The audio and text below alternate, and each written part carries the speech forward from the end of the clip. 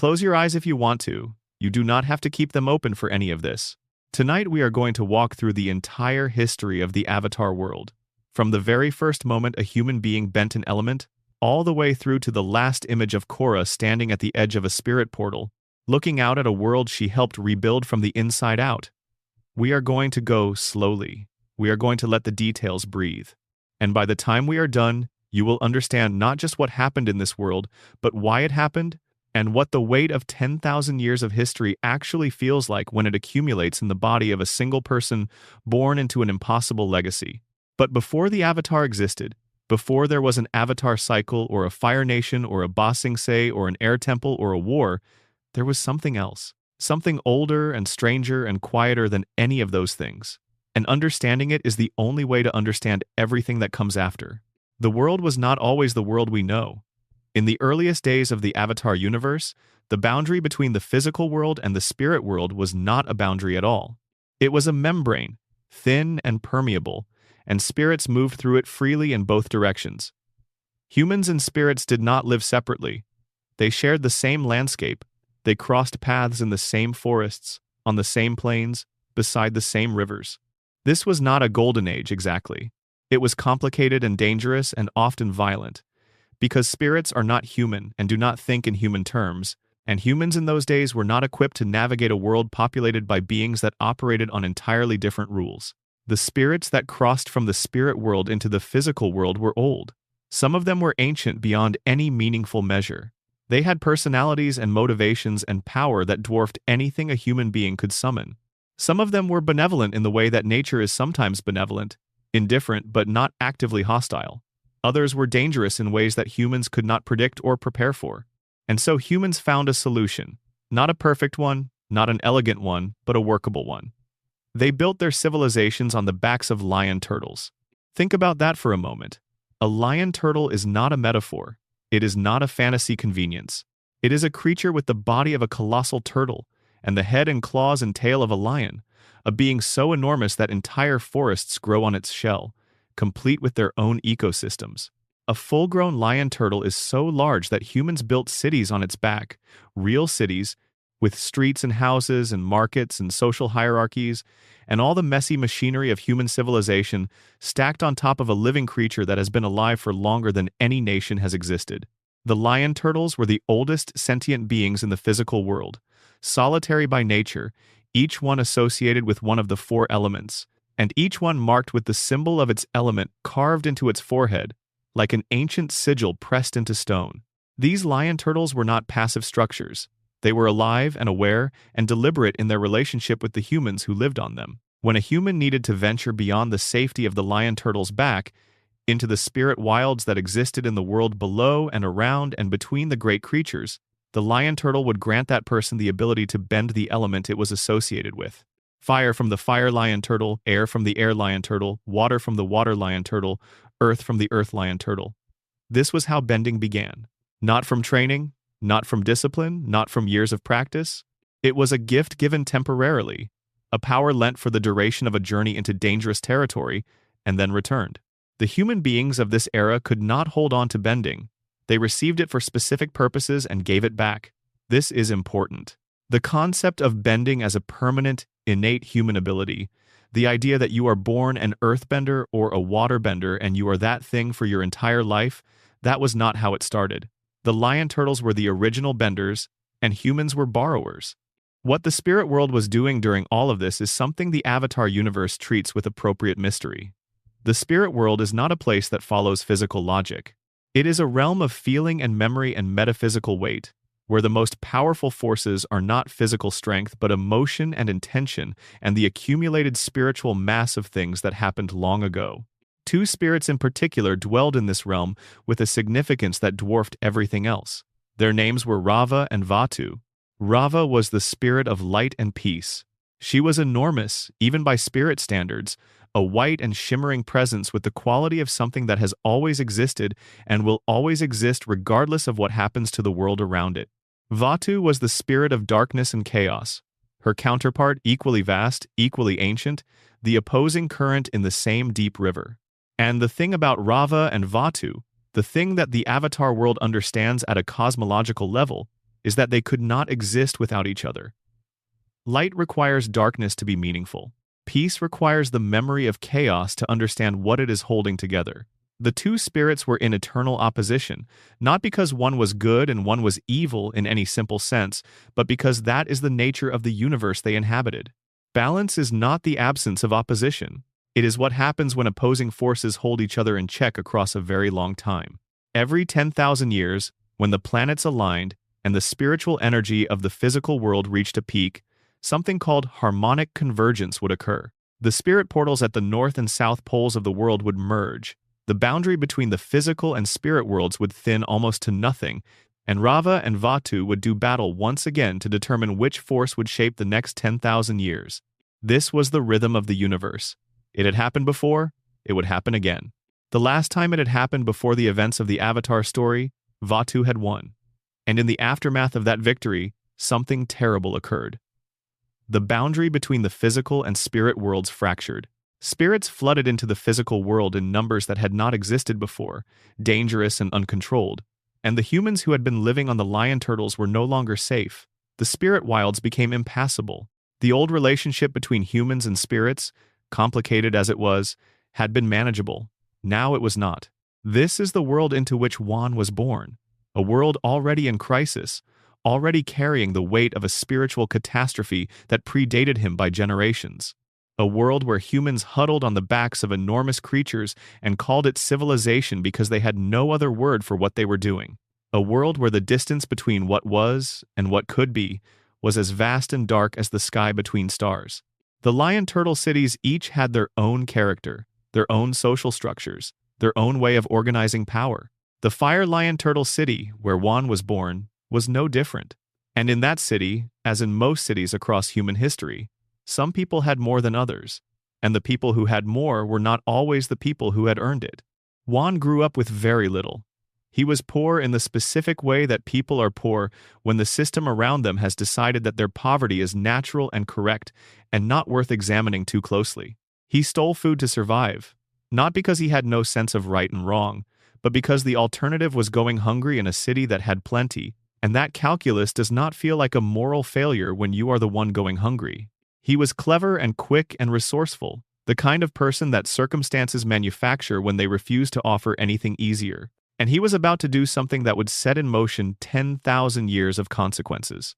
If you are comfortable, go ahead and drop a comment below letting us know where in the world you are watching from right now and what time it is wherever you are. There is something about knowing that people are listening to this from a dozen different time zones, some of you just getting into bed, some of you already drifting, that makes the telling of this story feel right. And if you have not subscribed yet, it is free, and it means a great deal. Section 2. Juan, the first Avatar. Juan's story begins with an act of theft that goes wrong in the most consequential way possible. The Fire Lion Turtles City had a rule. When humans received the power of fire to venture into the spirit wilds, they returned it when they came back. That was the arrangement. That was the agreement that had allowed humans and lion turtles to coexist in this way for as long as anyone could remember. You borrow the power. You use it.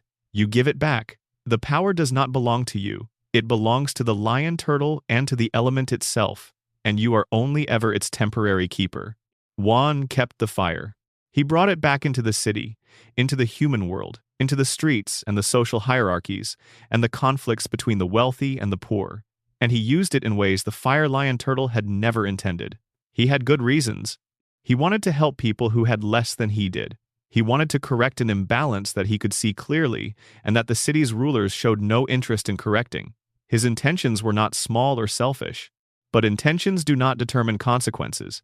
And the consequence of what Juan did was that he was exiled. The Fire Lion Turtle, enormous and ancient, and not particularly interested in Juan's explanation for his actions, cast him out into the spirit wilds and let him keep the fire, not as a gift, as a necessity. Juan had made his choice, and now he had to live inside it, in the world beyond the city's edge, in the spirit wilds where the dark spirits roamed, and where a human being alone with borrowed fire was not expected to last very long. What happened next is the story of a person discovering who they actually are when all the familiar structures are removed. Out in the spirit wilds, away from the city and the social hierarchies and the easy stories about who mattered and who did not, Juan met spirits. And he did not approach them the way most humans approach spirits, with fear or hostility or the specific kind of avoidance that looks like respect but is actually just self-protection. He was genuinely curious. He paid attention. He listened when spirits spoke, which most humans did not bother to do, and he tried to understand what they were and what they needed rather than simply cataloging them as threats to be avoided or obstacles to be overcome. Over time, he built relationships with the spirits of the wilds. He learned to coexist with them in the spaces where humans were not supposed to survive.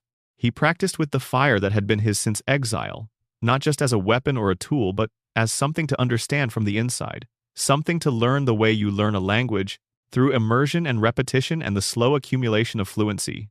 He became genuinely skilled with it, skilled in a way that the people inside the city, who only received the power temporarily and for specific purposes, had no reason to develop. And then he walked into the middle of a battle he did not start. Two enormous spirits were locked in combat when Juan encountered them for the first time. One white and luminous and one dark and chaotic. And his instinct, driven by the same impulse that had always gotten him into trouble, was to intervene.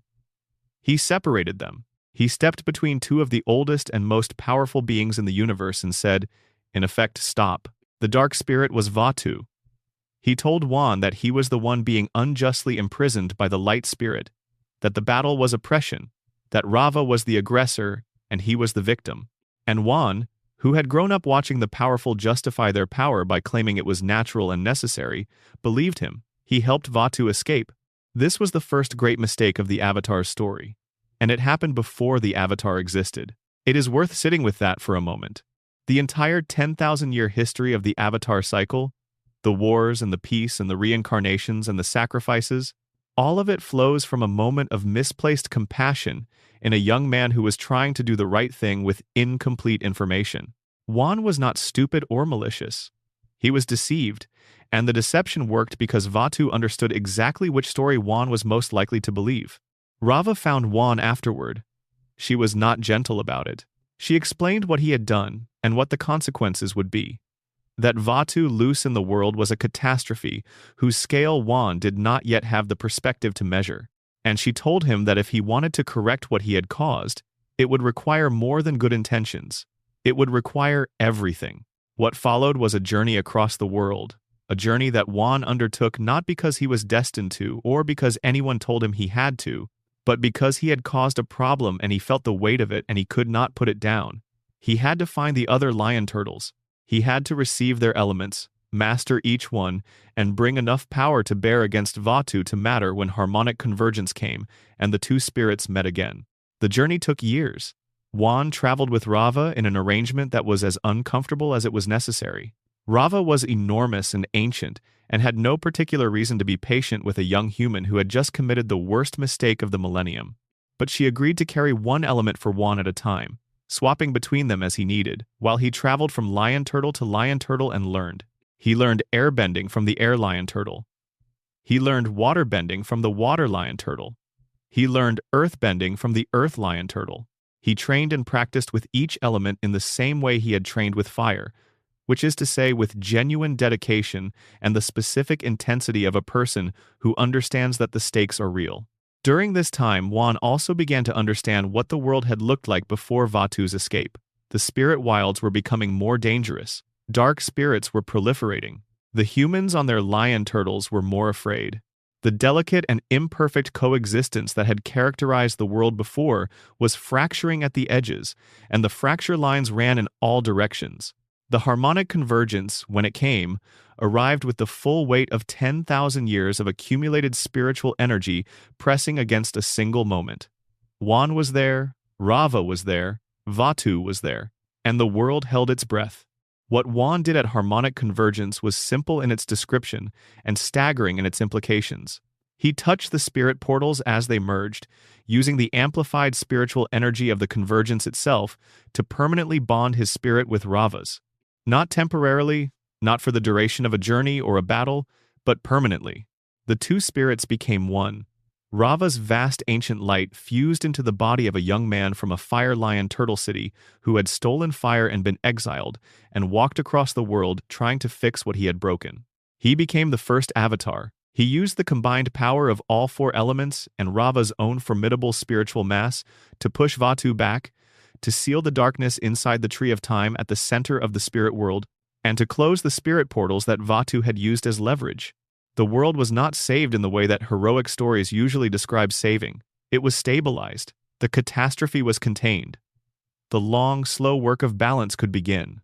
And then Juan did one more thing. He made a promise. He promised that he would protect the world, that the Avatar would always be there as the bridge between the physical world and the spirit world, as the keeper of balance between nations and between elements, as the living vessel for the memory of everything that had happened and everything that still needed to be done.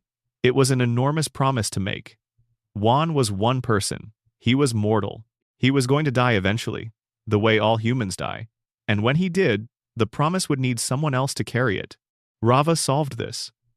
When Juan died, she passed to the next person, the next soul in the cycle, beginning the chain of reincarnation that would continue for 10,000 years without a single break until Vatu managed to destroy Rava temporarily during the second harmonic convergence in Korra's time. But we are getting far ahead of ourselves. Juan died old, having spent his entire life trying to keep the promise he made at the spirit portals. The Avatar Wiki records his death as something he felt keenly as a failure, because the world he was leaving was still fractured, still full of conflict between humans and spirits, still carrying the scars of the catastrophe he had helped create. He told Rava he was sorry. He said they had not brought peace. He said that, and Rava told him that they would be together through all of his lifetimes, that the promise would continue even when the person making it had changed. It is one of the most quietly devastating moments in the entire Avatar mythology. Not the battle, not the sealing of Vatu, not the creation of the first Avatar. The moment where a tired old man who started as a thief and became something unprecedented apologizes to an ancient spirit for not being enough, and the spirit tells him that their partnership is not over yet. The spirit portals were closed.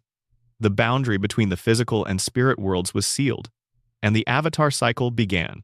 Section 3. 10,000 Years of Lost Names.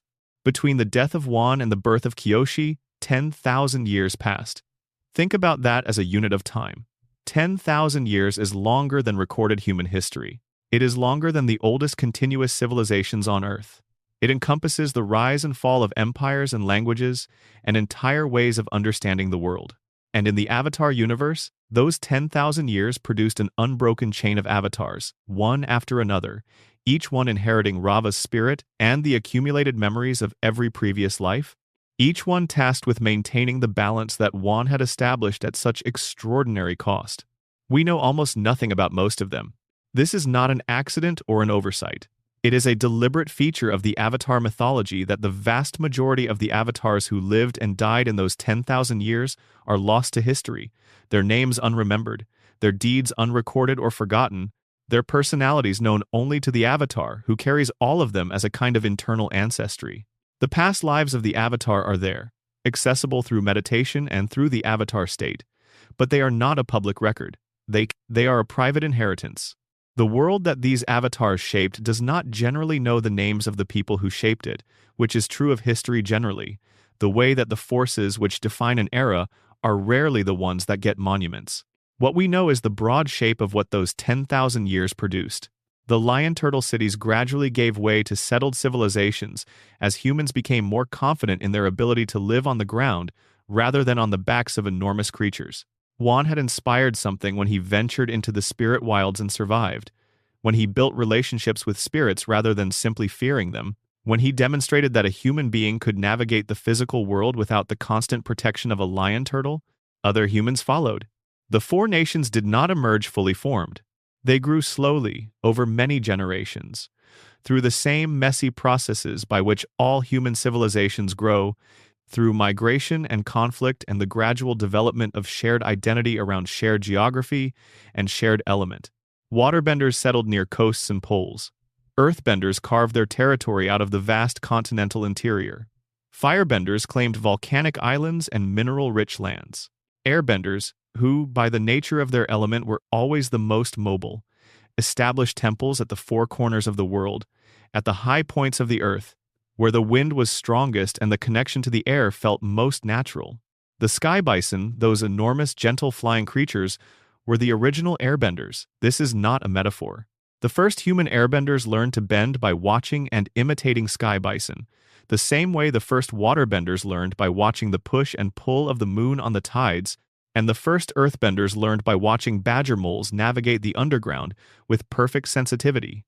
Every element had a teacher that was not human. Every bending art was borrowed from something that had been doing it longer and with more inherent understanding.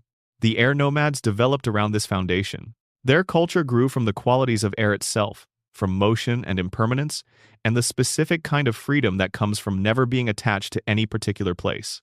They built their temples at the peaks of mountains, at the 4 cardinal points of the world, the northern and southern air temples and the eastern and western air temples, and they organized their lives around the principles of non-attachment and spiritual development and the vegetarianism that mirrors the gentle quality of the wind itself. They were not a nation in the way that the Fire Nation or the Earth Kingdom were nations, with borders and armies and political structures. They were a community of monks, organized around their temples, bound by their shared spiritual practices and their shared element, and the enormous flying bison who were their oldest companions and teachers. The Order of the White Lotus existed in some form during this long middle period, though its origins are obscure. What is clear is that long before it became the Society of Sages and Masters, it would be in Aang's time, the underlying idea of it, that wisdom transcends national borders, that the connections between the 4 nations matter more than their differences, that there is something worth protecting in the whole of human civilization, and not just any particular piece of it, was alive in the world. The lotus tile that gave the order its name carried meaning from Buddhist and Taoist traditions, representing spiritual awakening and the ability to grow into clarity from murky origins. The avatars who lived through this era were doing work that history rarely documents. They were negotiating disputes between nations. They were mediating between humans and spirits, that bridge function that Wan had established as central to the role. They were maintaining relationships between the 4 elements and the 4 peoples and the countless smaller communities within those larger identities. They were preventing wars, or when prevention failed, ending them. They were doing the hard, repetitive, unglamorous work of balance, which looks different in every generation and requires constant attention and never produces the kind of dramatic resolution that gets written down and remembered. There is one avatar from this period whose name has come down to us, though in fragments. Avatar Yangchen was an air nomad, a waterbender by cycle. No, wait. Yangchen herself was an airbender, one of the avatars who lived before Kyoshi and after a long chain of others whose names are lost. What we know of Yangchen suggests she was formidable and serious and deeply aware of the weight of the role in a way that made her effective and also possibly exhausting to be around. She called Guru Lahima the most legendary of the air nomad teachers, which places her in time relative to Lahima's existence around 3,829 years before the air nomad genocide. She understood the avatar role as a sacrifice rather than a gift, and her perspective on what it means to carry 10,000 years of accumulated memory inside a single mortal body is one of the more sober assessments of the avatar condition that exists in the mythology.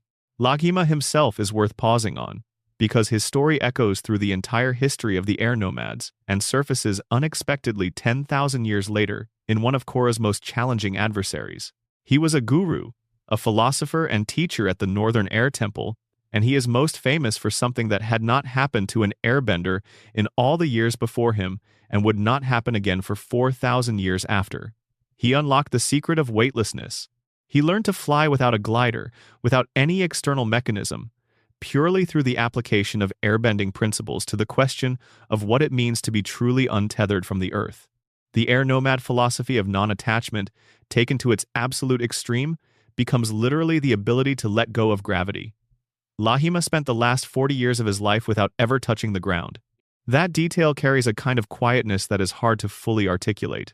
40 years, the last 4 decades of a human life spent in the air, not as a demonstration or a trick, but as the natural consequence of having fully understood what his element was asking of him. His poetry survived him. His philosophy survived him.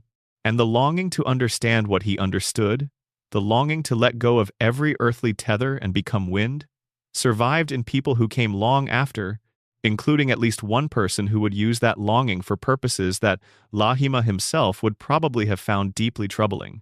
The 10,000 years between Wan and Kyoshi are a long silence in the Avatar timeline, but they are not an empty silence. They are the silence of uncountable ordinary days, of generations of people living inside the world that Wan and Rava built and maintained and adjusted and handed on. The silence is full of names we do not know, and decisions we cannot trace, and small acts of courage, and terrible mistakes, and the quiet miracle of a world that kept going despite everything that kept trying to stop it. Section 4, Kyoshi, the longest-lived Avatar. Avatar Kyoshi was born in 345 BG, before the genocide that would eventually define the calendar of the Avatar world. She died in 82 BG, at the age of 230, making her the longest-lived human in recorded history and the longest-serving Avatar we know of by a considerable margin. By the time she died, she had been the Avatar for longer than most nations remember anything. She was also very tall. This is not an incidental detail. The Avatar mythology tends to embed character in physical specificity, and Kyoshi's physical presence, her enormous height, her large hands, her sheer mass compared to the people around her, was part of how the world understood her. She towered over everyone. She was intimidating before she opened her mouth. And she had the specific quality of someone who has always been too large for the expectations placed on them and has long since stopped apologizing for it. Her early life was not the story of a chosen one receiving her inheritance gracefully. Kyoshi's origins were complicated by a mistake. A companion of hers named Yoon was identified as the Avatar instead of her by a prominent Earth Kingdom master named Jianzhu, who was powerful and politically connected and very certain of his own judgment. Yoon was treated as the Avatar. He was trained as the Avatar. He was sent to study with Jianzhu as the Avatar's first earthbending teacher, and he was not the Avatar. Kyoshi knew she was the Avatar, or rather, she discovered it through the kinds of experiences that don't leave much room for doubt, those moments where the past lives surface unbidden, and the realization of what you are becomes impossible to avoid. But she was nobody. She had no family of significance, no political connections, no champion who would stand up and say that the girl they had overlooked was the one the world had been waiting for, so she kept quiet. What happened to Yoon when Jianzhu finally understood the truth was something that left a long shadow over Kyoshi's understanding of what power does to people who believe they are using it in service of a higher purpose.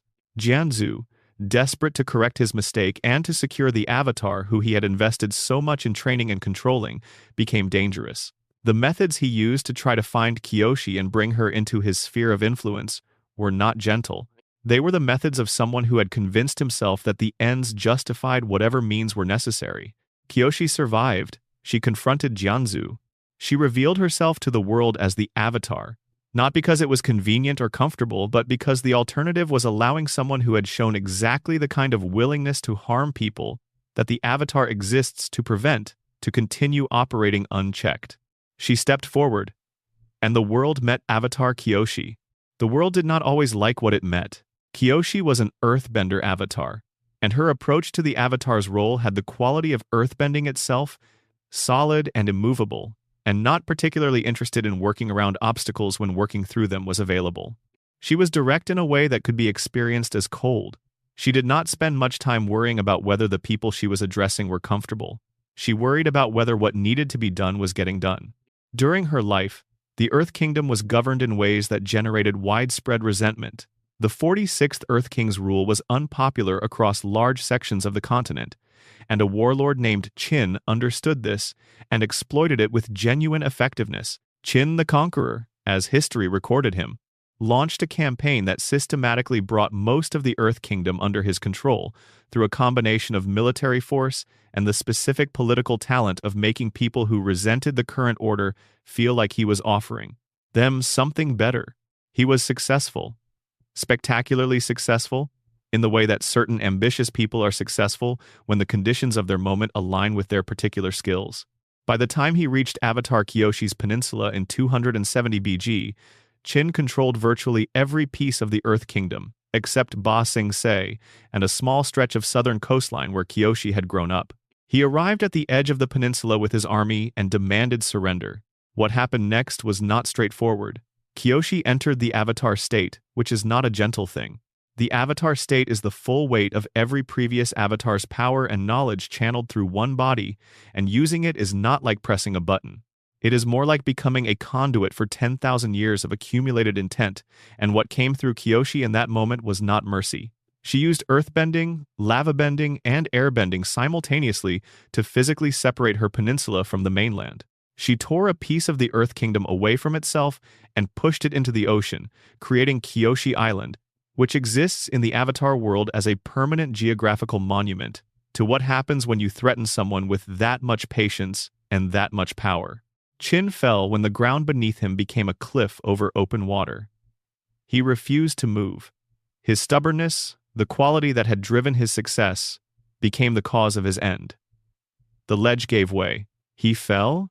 Kyoshi did not kill him, in the strict technical sense. She simply created the conditions. He did the rest himself. This became a point of genuine historical controversy, the kind that Avatar Aang would find himself tangled up in hundreds of years later, when the descendants of Chin's village demanded the Avatar account for what had been done. The Avatar mythology holds this tension without resolving it, which is one of the things it does best. Was Kyoshi responsible for Chin's death? Her own answer, given when she spoke through Aang, was unambiguous. Yes, she would do it again. Some threats require a definitive response, and she had provided one. Kyoshi Island became the home of the Kyoshi warriors, a group of fighters that Kyoshi trained and whose traditions continued for centuries after her death. They fought using fans, tessenjutsu, the Japanese martial art of the iron fan, and their style was as distinctive and specific as Kyoshi herself. They wore makeup that mirrored Kyoshi's own white face paint and red around the eyes and green around the mouth, creating a visual language that said, "We come from this lineage and we carry what she built even now." She also founded the Dai Li. This is the darker part of her legacy, the part that does not sit as easily in the story. The Dai Li were the cultural protectors of Ba Sing Se, established by Kyoshi to preserve the city's traditions and keep order within it. They became, over the centuries between Kyoshi's founding and Aang's arrival, something very different from what she had intended. They became an instrument of surveillance and suppression, the enforcement arm of the illusion that Ba Sing Se maintained, the lie that the Fire Nation's war was not happening, and that life inside the walls was normal and good and would continue to be so indefinitely. The Dai Li that Kyoshi built and the Dai Li that Long Feng commanded are separated by centuries of institutional drift in the direction of control for its own sake. Kyoshi also worked to reform the Earth Kingdom's political structure towards something closer to a constitutional monarchy, not because she believed in any particular ideology, but because she had seen what unchecked power did to the people who held it, and what unchecked power did to the people who lived beneath it. She had been the person beneath it before she was the Avatar. She did not forget what that felt like. She lived for 230 years. She watched generations of people she knew grow old and die while she continued. She outlived her students and their students. She watched Ba Sing Se expand. She watched the Earth Kingdom stabilize and then destabilize, and then stabilize again in a different configuration. She watched history happen at a pace that human beings who die at a normal age never have to reckon with. The way the things you do at 30 look different at 130 when you can still remember making them. When she finally died, in 82 BG, the world she left was not perfect. She had never claimed it would be, but it was a world that had held together under the weight of a century and a half of her attention, and that was not nothing. That was, in fact, quite a lot. Section 5. Roku and the failure that lasted 100 years. Avatar Roku was born in 12 BG, into the Fire Nation, into a world that was still broadly at peace but already carrying the seeds of what would become the most catastrophic war in its history. He was born into the aristocracy of the Fire Nation, which meant he grew up with every advantage and also with the specific blindness that advantages tend to create. He was good. He was genuinely good, and being genuinely good was not enough. His best friend was a boy named Sazin. They grew up together, trained together, were as close as two young men can be when they share everything from their education to their assumptions about the world. Sozin was charming and ambitious, and had the particular kind of vision that can look like idealism until it clarifies into something much harder. He believed in the Fire Nation. He believed in its potential, its power, its culture. He believed, with the conviction of someone who has never been asked to question his most comfortable premises, that the Fire Nation had something to offer the world that the world did not yet have, and that the best thing the Fire Nation could do was share it, whether the world asked or not. When Roku was revealed as the Avatar at 16, as is the tradition, he left the Fire Nation to master the other elements. He trained airbending at the Southern Air Temple, where he befriended a monk named Gyatso, the same Gyatso who would later become one of the most important people in Aang's life. He trained waterbending in the north. He trained earthbending on the continent. He became a fully realized avatar, which is a phrase the Avatar mythology uses to mean someone who has mastered all four elements and developed the full range of the Avatar's powers and responsibilities. He married, he settled, he built a life on an island that was his home in a way that the larger world never quite was. And he watched, from a distance and with growing unease, as Sozin began to become something that was harder to excuse than ambition. Sozin, now Fire Lord, had started establishing Fire Nation colonies in Earth Kingdom territory without asking. The Earth Kingdom had not agreed to this. The arrangement was not bilateral. It was expansion, dressed in the language of cultural enrichment and mutual benefit, which is a language that has been used to describe expansion throughout human history, and which has rarely fooled anyone who was being expanded upon. When Roku discovered the colonies, he confronted Sozin directly, and the confrontation ended not in violence but in something colder. They fought briefly, an elemental argument between two powerful benders who had once been brothers in every sense that mattered, and Roku won. He spared Sozin. He told him that his life was forfeit, but that for the sake of their friendship, he was choosing to let it go. He told Sozin to stop. Sozin stopped. For a while, as long as Roku was alive, Sozin did not move again toward the war he wanted.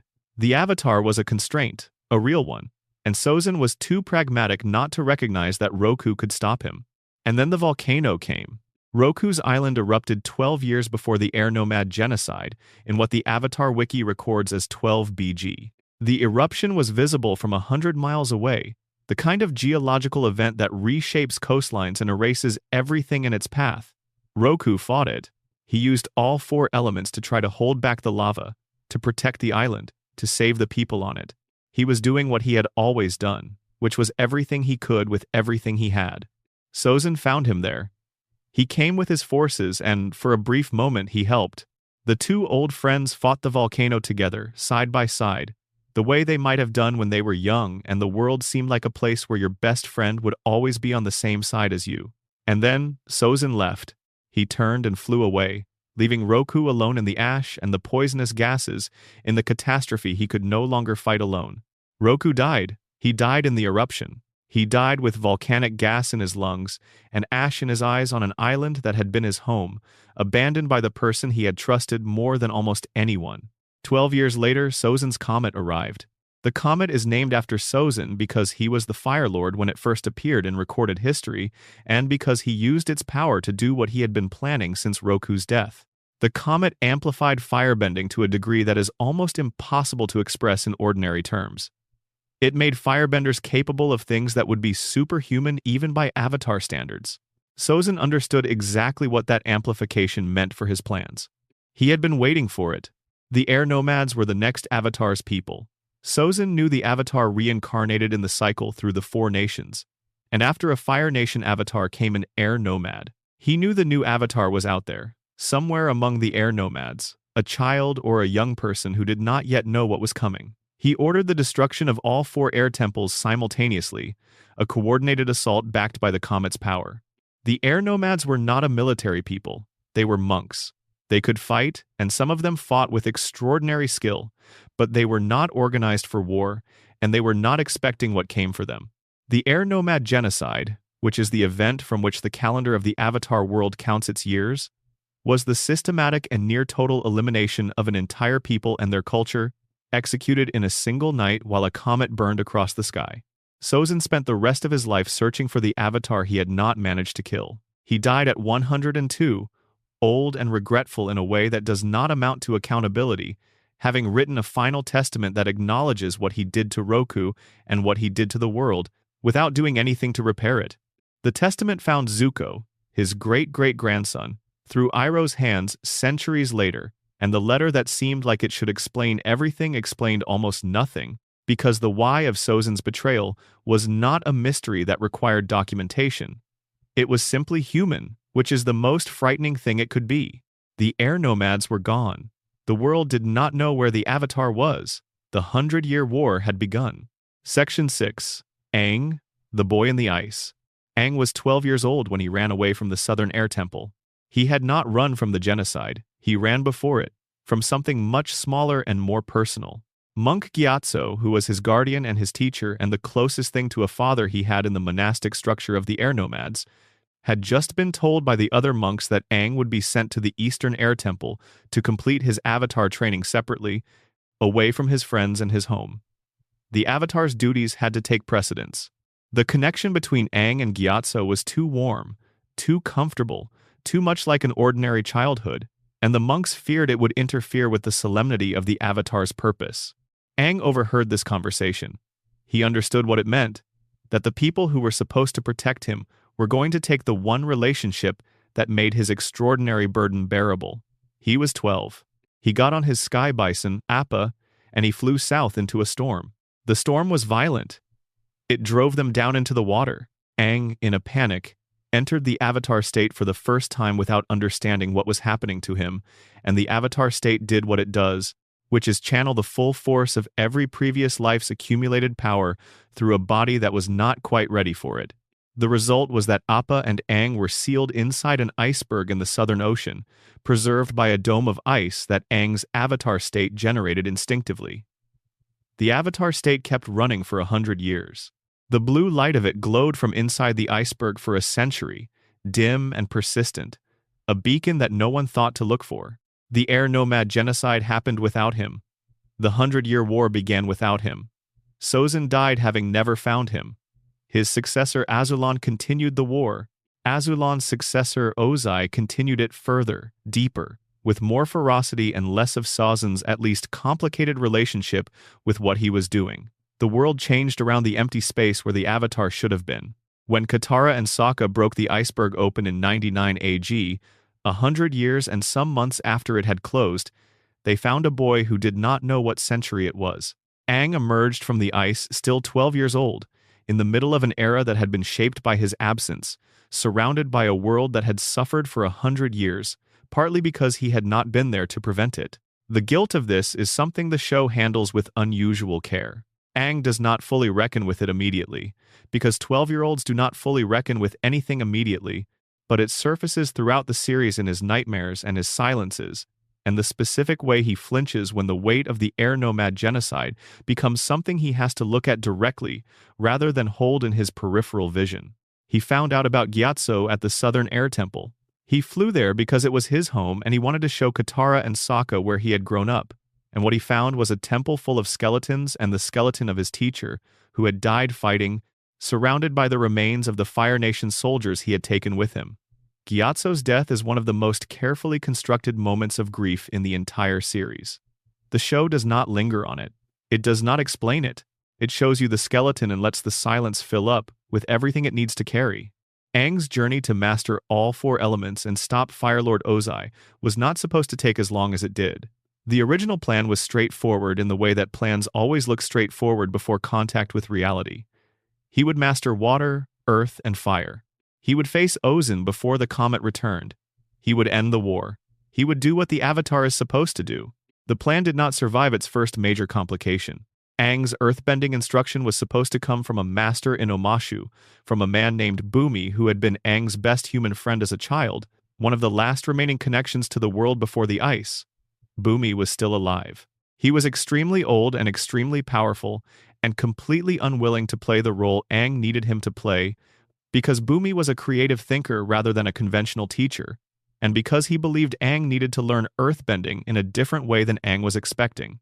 What Aang found instead was Toph Beifong, who was 12 years old and blind and the most powerful earthbender of her generation by such a significant margin that the gap almost defied meaningful comparison.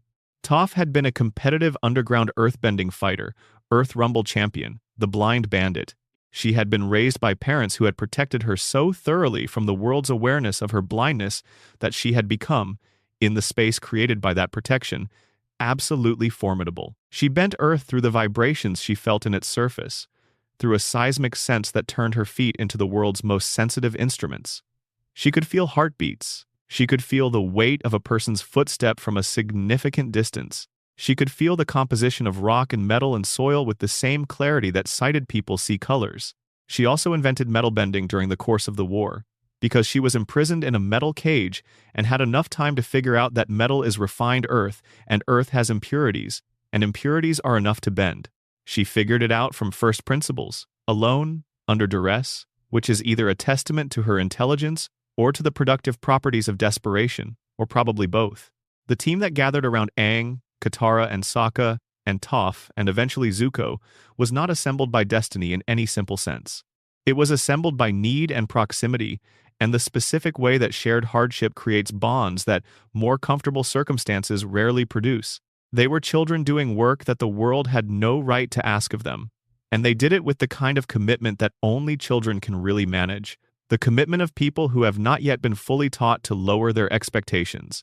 Section 7. The War's Hidden Machinery. The 100-Year War is the central fact of the Avatar world in Aang's time, the thing that shapes every other thing, the context inside which every character's life takes its particular form. But the war is not just a conflict between nations. It is a machine with moving parts, and understanding those parts is what makes the Avatar story feel like it was built to last rather than assembled quickly. Ba Sing Se is the largest city in the Avatar world, a city of concentric walls that divide its population by economic class with an efficiency that suggests the design was intentional. The outer wall is effectively impenetrable by conventional assault, a fact that had kept the city free through an entire century of war. The inner walls divide the city into rings, the lower ring housing the poor and the refugees who kept arriving in greater numbers as the Fire Nation's campaigns pushed people from their homes, the middle ring housing merchants and professionals, and the upper ring housing the aristocracy and the Earth King himself in his enormous palace that loomed over everything below it. The Earth King was not, in practice, governing Ba Sing Se. Long Feng and the Dai Li were governing Ba Sing Se. The Earth King was a symbol, maintained in comfort and ignorance, surrounded by a wall of information management so thorough that the person nominally responsible for the largest city in the world did not know that a war had been happening for 100 years on his doorstep. This is the fact that Team Avatar discovers when they arrive in Ba Sing Se, with news of the Fire Nation's mechanized drill, and find that there is no mechanism for delivering urgent information to the people in power, because the people in power have arranged things so that urgent information cannot reach them. There is no war in Ba Sing Se. That was the phrase. There is no war in Ba Sing Se. It was repeated by citizens who had been managed into believing it, or at least into performing the belief because the alternative was too frightening, and it became one of the most quoted lines in the entire series because it describes something that is not only true of a fictional city in an animated show. The denial of a visible reality as a tool of social control is one of the oldest mechanisms in human politics, and the Avatar mythology presents it without commentary and trusts the audience to recognize it. The Fire Nation itself was a nation of ordinary people who had been taught a version of history that justified their country's actions and erased the suffering of everyone those actions had affected. Aang going undercover in a Fire Nation school in Book 3 is one of the most pointed episodes in the series, because what he finds there is not monsters. He finds children being taught to be proud of something they did not do and were never given the full picture of. The Fire Nation's education system produced nationalists by omission, by simply not providing the information that would make a different conclusion possible. This is a harder thing to hate than an army. The Fire Nation's technology is also worth understanding as a piece of the war's machinery. Every other nation drew its power primarily from its bending, from the relationship between people and their element. The Fire Nation had done something different. It had industrialized. It had built factories and developed mechanized weapons, and used its firepower not only as a bending art but as the engine of a military-industrial complex that none of the other nations had an equivalent for. The giant drill that attacked Ba Sing Se was based on real tunneling technology. The war balloons that the Fire Nation deployed were the world's first airships, the metal-clad tanks, the fleet of warships powered by firebender engines. This is the Avatar mythology's comment on the relationship between industrial capacity and conquest, the way that technological advantage converts quickly into military advantage, and military advantage converts quickly into the thing that gets called empire. The Fire Nation was not uniquely evil, it was uniquely industrialized, and it had pointed that industrialization at the world. The solar eclipse of Book 3, the Day of Black Sun, was the invasion plan that Sokka built from the insight that firebending is powered by the sun and that when the sun disappears, so does firebending. The logic is as elegant as it is simple. The moon amplifies waterbending, its most extreme expression being bloodbending, which Hama introduced in Book 3 in the episode that functions structurally as a horror film. Earthbending draws from the earth itself, uninterruptible. Airbending draws from the air, which is everywhere, and not associated with any single celestial body. Firebending alone has this vulnerability, this dependence on a light source that can be blocked. The invasion failed, not because the plan was wrong, but because Ozai had anticipated the possibility and prepared for it, moving his war council underground during the eclipse, making him and his command structure effectively unreachable during the window when the invasion had to happen. Zuko, who defected to join Team Avatar during the eclipse, revealed Ozai's location afterward, and the group had to adapt. What Aang learned about earthbending and firebending in Book 3 came from sources he had not expected. His firebending instruction came ultimately from the dragons, the original firebenders, the same source that had taught the first humans to bend fire before the Fire Nation had systematically hunted dragons to what it believed was extinction. Zuko brought Aang to a place called the Sun Warriors, a civilization that had preserved the original relationship with fire, and there the two of them learned what fire actually is, not aggression and conquest and destructive force, but life and energy and breath. The distinction between what the Fire Nation had made of fire and what fire was before they made it something else is one of the show's quietly radical ideas about how cultures can distort the fundamental nature of things. Section 8. The Finale and the World Rebuilt. Sozin's comet arrived at the end of summer in 100 AG, a century after the comet that had the same name had been used to begin the war. The symmetry is exact and deliberate. The thing that started the war would be used to end it, not by destroying another people, but by removing the power of the person who had built a plan around the comet's return. Ozai's plan, revealed in the weeks before the comet's arrival, was to use the amplified firebending the comet would provide to burn the Earth Kingdom to the ground entirely, not to conquer it, not to establish colonies or extract resources or control populations, to burn it, to eliminate the possibility of resistance by eliminating the people who might resist. The final expansion of the Fire Nation's logic, taken to its absolute conclusion, was the complete destruction of what it could not fully control. The finale split Team Avatar across 4 simultaneous storylines, in the way that great endings tend to trust the audience to hold multiple threads.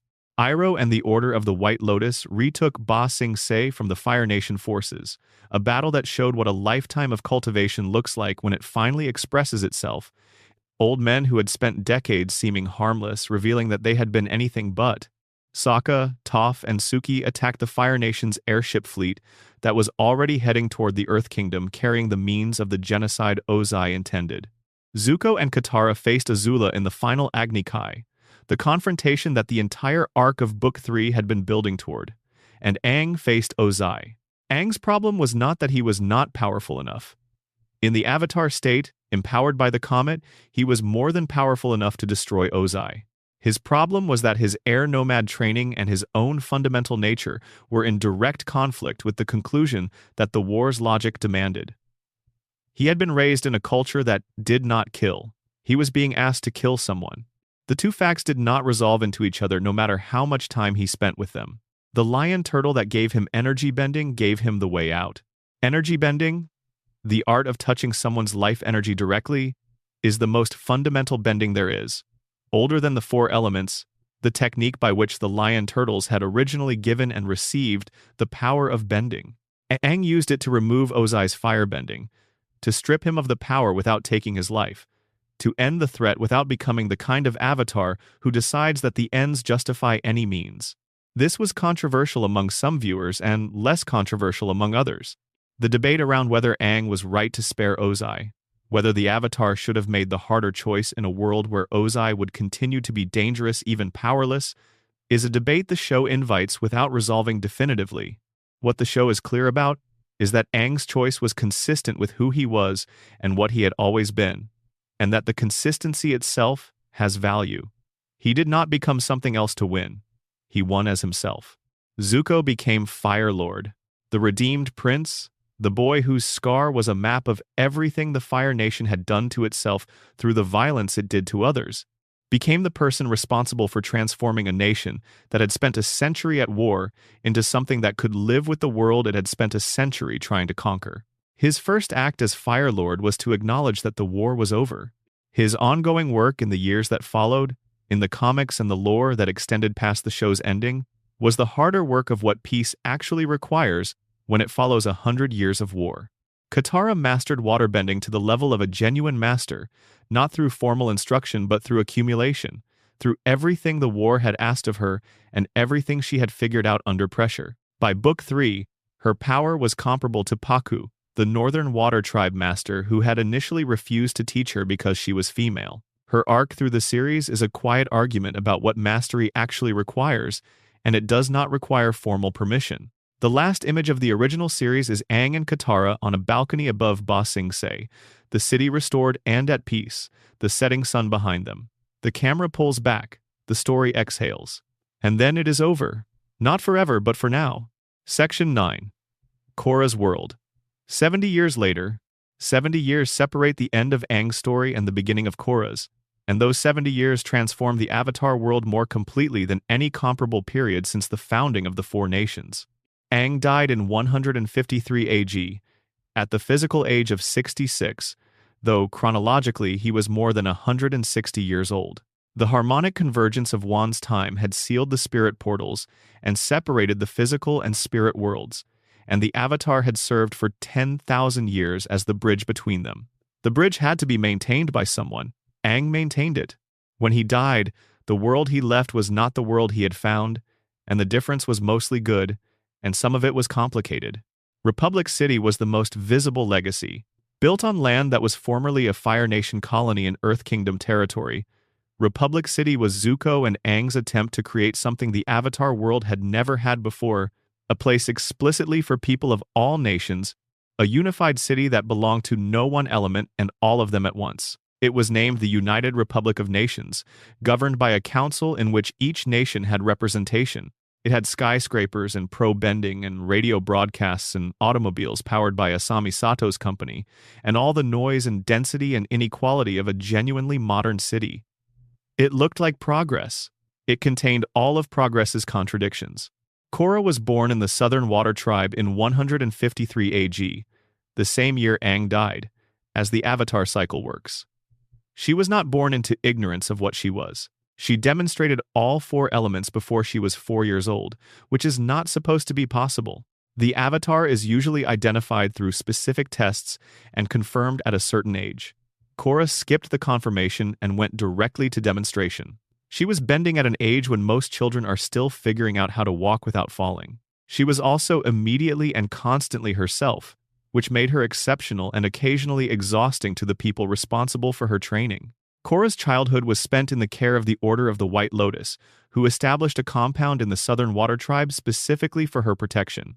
She trained there in safety and in isolation, protected from threats that were real, and that the White Lotus genuinely believed she needed to be sheltered from.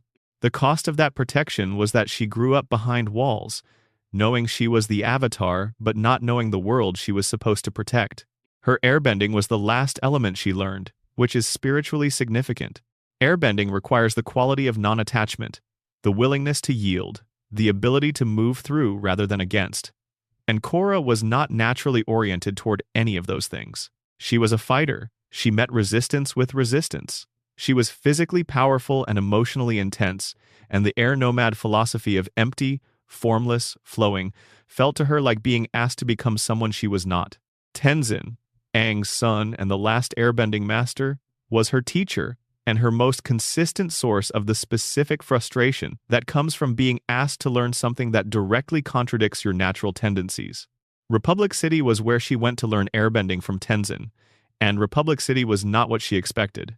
She expected it to be the realized version of what Aang and Zuko had built together, the proof that the Avatar world had done what her teachers told her it could do. What she found was more complicated. She found a city with a thriving pro-bending league that she joined partly because she liked fighting and partly because it was a way of learning airbending principles through their application in a context she was already good at. She found wealth inequality visible enough that you could navigate it without a map. She found resentment that had been building for years between benders and non-benders. A resentment with legitimate roots in a history where bending ability had consistently translated into political and social advantage. She also found Aemon. Section 10. Amon, Unalak, Zahir, Kuvira, what they were really about? The four main antagonists of the legend of Korra each represent a genuine philosophical or political position, not just a threat to defeat, but an argument about what is wrong with the world and what should be done about it. Understanding them is the only way to understand what Korra was actually facing during her tenure as Avatar, because none of them were simply wrong about everything. Each of them had seen something real. The catastrophic conclusions they drew from those real observations are what made them dangerous. Aemon, whose real name was Noatak, grew up as the son of Yakon, a notorious bloodbender and crime boss who had been stripped of his bending by Aang years before the events of Legend of Korra. Yakone raised his sons, Noatak and Tarlok, to be his instruments of revenge, training them in bloodbending from early childhood, pushing them toward a capacity for control that their father intended to weaponize against the Avatar and against the world that had taken his power from him. Notak was extraordinarily gifted. He was more capable with bloodbending than his father had ever been. He could do it without a full moon. He could do it with the focused force of his mind. And he could do something no one had ever done with bloodbending before. He could use it to permanently block a bender's chi paths, severing their connection to their element without killing them. He ran away from his father. He watched his younger brother Tarlok stay. He built a new identity, Aemon, and a new narrative, a story about a child whose family had been killed by a firebender, who had been scarred and bereaved, and who had received the power to remove bending as a divine commission from the spirits. The narrative was false in every detail. The scar was self-inflicted. The family story was fabricated, but the structure of it was intelligent. It gave non-benders, who had real grievances about power imbalance in Republic City and in the Avatar world generally, a champion who seemed to have been chosen specifically for their struggle. The Equalist movement was not irrational. The anger that Aemon organized into a revolution was not manufactured from nothing. Benders in Republic City had advantages, access to specific kinds of employment, physical capabilities that translated into social capital, a historical track record of their element being the decisive factor in which nations dominated and which did not. Non-benders were the majority population and had consistently occupied the less powerful positions in a world where power was literally elemental. Aemon looked at this and said, correctly, that it was unjust. He then said that the solution was to remove bending from everyone who had it, which is where the legitimate grievance curdled into something else. The end of Aemon's story arrived when Korra exposed him as a waterbender in front of his own followers.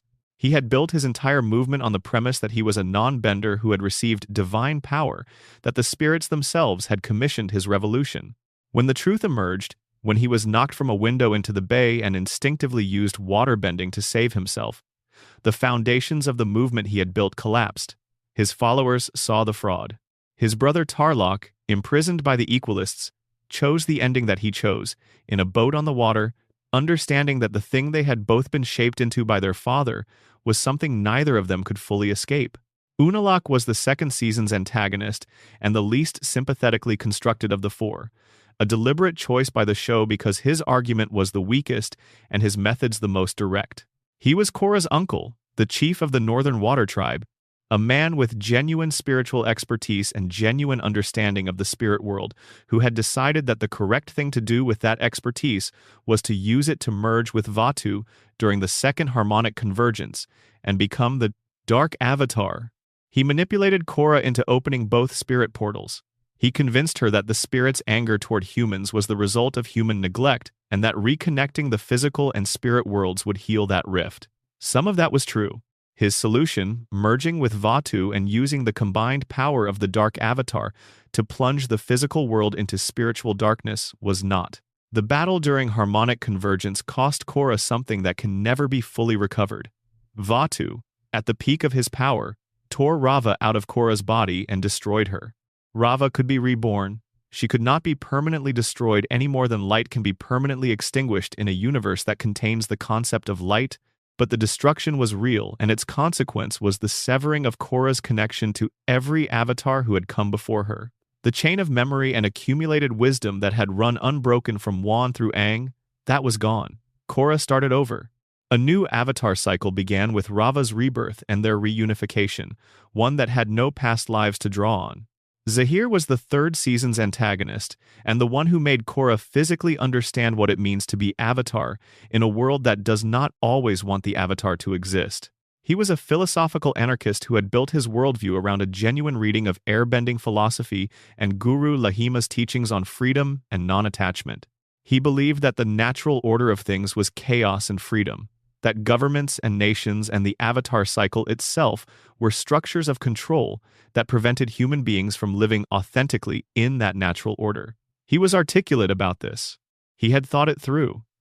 He was not simply destructive for its own sake. He believed genuinely that the destruction he was willing to commit would ultimately serve freedom. He had been imprisoned before Legend of Korra began, along with his 3 companions, one of whom was Pali, a combustion bender, and his partner. Their initial crime had been an attempt to kidnap Korra when she was a child, to raise her under the Red Lotus's philosophy rather than the White Lotus's. The imprisonment prevented this. The harmonic convergence freed him when he spontaneously became an airbender, one of the new airbenders who emerged worldwide when the spirit portals opened permanently. He was spectacularly dangerous as an airbender because he was not a pacifist. Airbending as practiced by the air nomads was almost entirely defensive, circular, evasive. Zahir used the offensive capabilities that the same mechanics allowed with none of the philosophical restraint that the air nomads had built into their practice. He pulled the air from people's lungs. He achieved flight, the first airbender in 4,000 years to do so, by letting go of his last earthly tether when Pali died in the confrontation at the Northern Air Temple. What he did to Korra, at the end of Book 3, was poison her with mercury to force her into the Avatar state and then attempt to kill her while she was in it, which would have broken the Avatar cycle permanently. She survived. Barely. She survived because the other airbenders intervened and because Korra herself, in a moment of complete extremity, found something she had not known she had. But the damage left her in a wheelchair, left her unable to access her bending reliably, left her traumatized in ways that did not resolve quickly and were not supposed to. Kuvira arrived while Korra was still recovering, which is not a coincidence. She emerged into a political vacuum created partly by the chaos Zahir's Red Lotus had left behind, the assassination of the Earth Queen, the collapse of the Earth Kingdom's central government, the sudden absence of the structure that had, for all its deep inadequacies, kept the continent functioning. Kuvira was a Baifeng family protege, a metal bender of extraordinary skill and a leader of genuine capability, and she unified the Earth Kingdom's successor states through a combination of effective governance and the kind of ideological rigidity that turns effective governance into something else. She built a nation she called the Earth Empire. She used spirit vines, the organic conduits of spiritual energy that had proliferated after the spirit portals were opened, as a power source for a weapon of terrifying scale, a spirit vine cannon capable of destroying an area the size of Republic City in a single discharge. She pointed it at Republic City. Her justification, that the United Republic was Earth Kingdom land and needed to be reclaimed, was technically grounded in history and entirely beside the point of what she had become.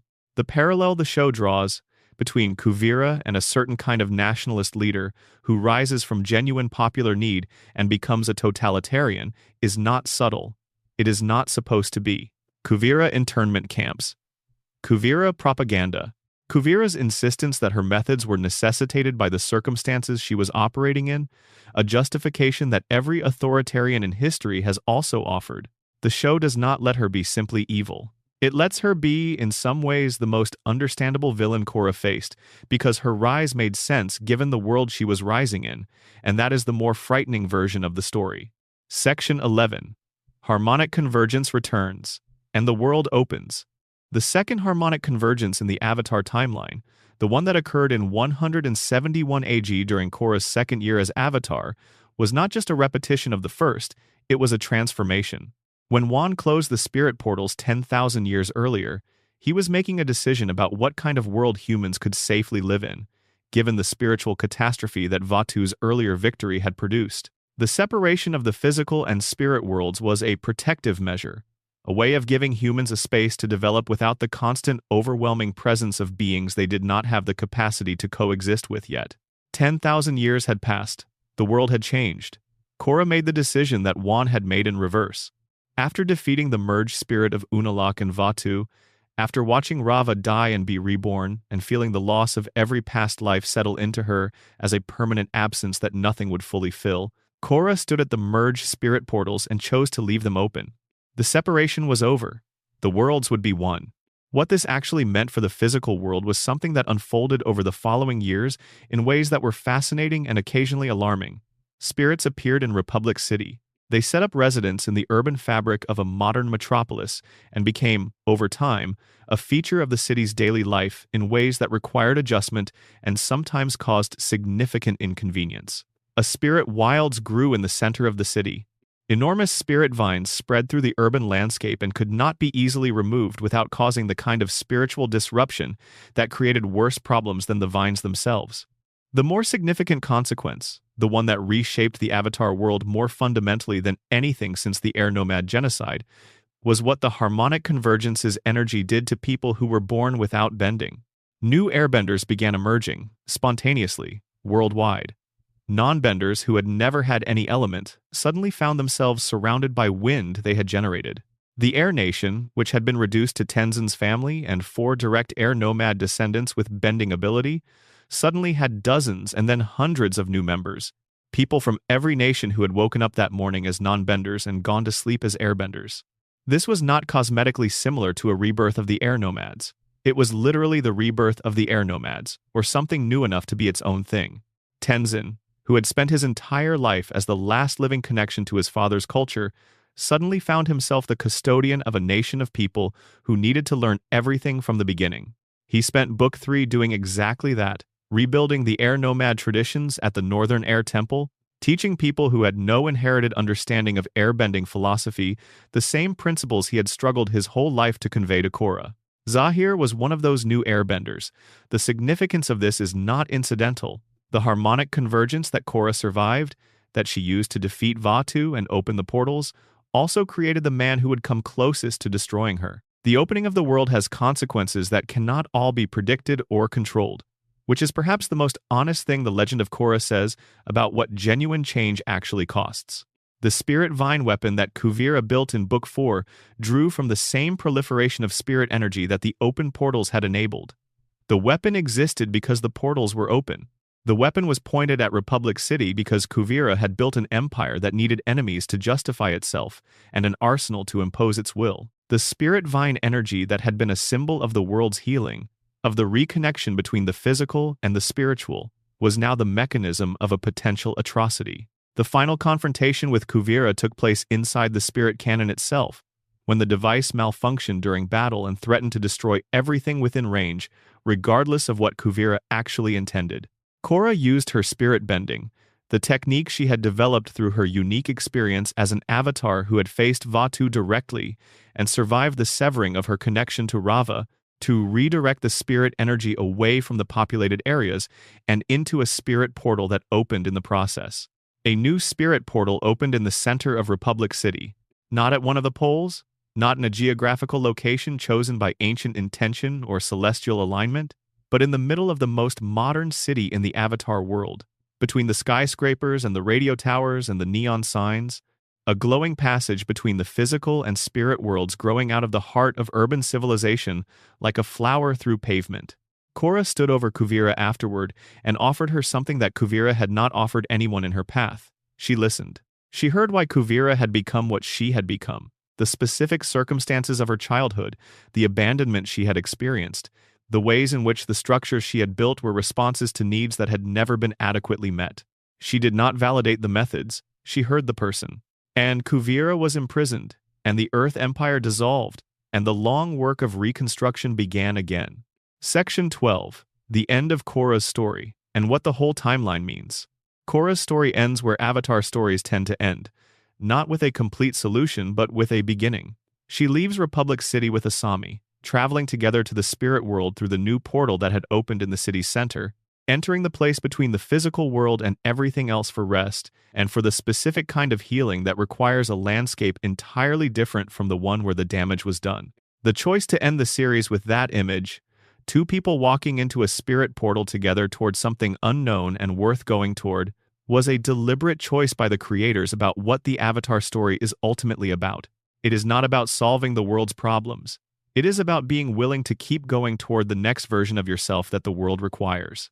Korra, who had been poisoned and traumatized and severed from her past lives and nearly killed multiple times in 4 seasons, was still going. Not because she had run out of damage, but because the going mattered more than the state she was in when she did it.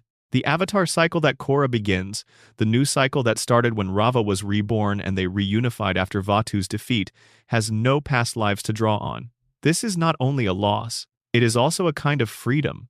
Every Avatar who comes after Korra will be building on a foundation that has no chain of memory attached to it, no accumulated weight of 10,000 years of previous decisions. They will have to figure things out from what they can observe and what they can learn and what they can feel through their own relationship with Rava, which is the same relationship Wan had when he was the first Avatar and had to invent everything from the beginning. The full timeline, from Wan to Korra, is a story about what balance costs. Not in the abstract, not as a concept, but in the specific, accumulated, impossible weight of individual people who were asked to carry something no individual person should have to carry alone. Wan made a mistake and spent his life trying to fix it. Kyoshi made choices that history found uncomfortable, and she made them anyway. Roku chose mercy, and the world paid for his mercy for 100 years.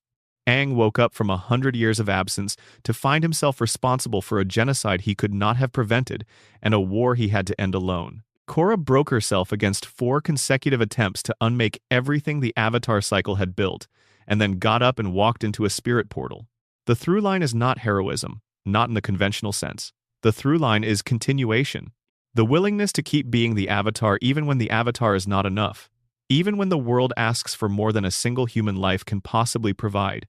Even when the losses are real and permanent and cannot be undone. The loss of Korra's connection to her past lives is worth sitting with as the final thought of this long history. Those past lives were not just memories. They were the accumulated wisdom of 10,000 years of people who had faced the same job from inside different bodies and different cultures and different historical moments. Wan knew things that Kyoshi knew, things that Roku knew, things that Aang knew, and those things passed through the chain of Rava's presence in each successive Avatar, a library of experience that the Avatar could access in moments of need. Korra had access to that library until Vatu destroyed Rava and it was lost. What she built instead was something different. She built direct experience of her own, in 4 seasons of encounters with opponents who challenged the Avatar cycle itself, rather than simply threatening the world the cycle was meant to protect. She built relationships with people who knew things she did not. She built a community of airbenders who were learning to be something new. She built a way through situations that her predecessors had never faced. Because her predecessors had never faced a world where the spirit portals were open and technology was advancing fast enough to weaponize spiritual energy, and the very concept of the Avatar was being questioned in terms that went beyond the usual political conflicts. She is not the same kind of Avatar that Aang was. She is not the same kind of Avatar that Kyoshi was. She is the kind of Avatar that her particular moment required, which is what every Avatar in the cycle has had to be, the particular shape of the answer that fits the particular shape of the question the world is asking. The Avatar world, from the first lion turtle city where Wan stole fire because he was hungry, to the spirit portal glowing in the center of Republic City, is not a story about the triumph of good over evil.